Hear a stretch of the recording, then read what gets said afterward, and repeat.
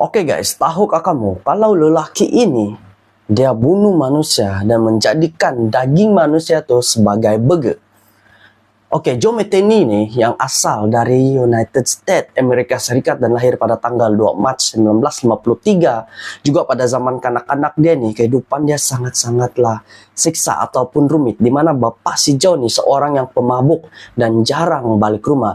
Dan mama si Joe nih seorang yang bekerja keras untuk menyara 6 orang adik-beradik dia nih. Selepas saja si Joe nih dia meningkat umur, yaitu pada umur 19 tahun, si Joe nih dia pun masuklah jadi askar. Dan pada masa itu juga mama si Joe nih dia lost contact sama si Joe dan dia tidak tahu si Joe pergi mana, dan keberadaan si Joe pun dia tidak tahu, geng.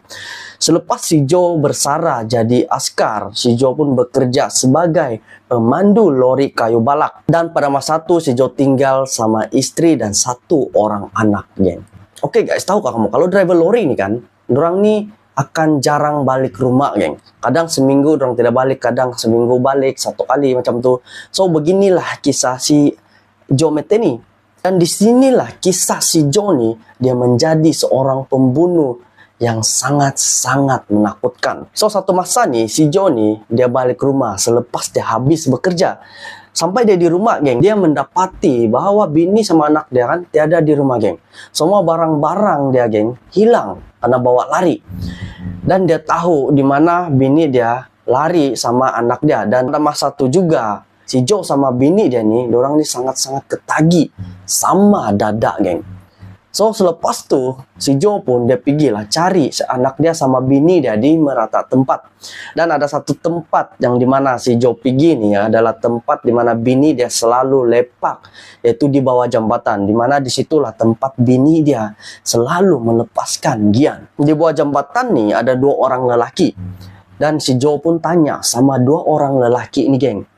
Tetapi 2 orang lelaki ini jawab, dorang tidak tahu keberadaan bini dia di mana.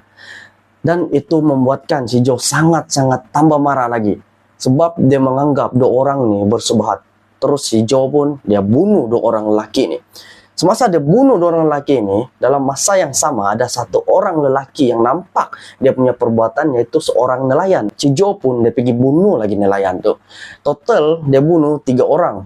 Lepas tu dia buang mayat nih di sungai untuk dia menghapuskan bukti.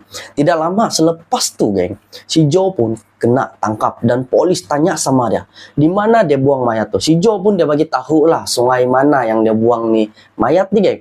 Polis pun pergi lah cari, tetapi polis tidak menemui bukti langsung. Dan si Joe pun dikenakan hukuman yang rendah sikit, di mana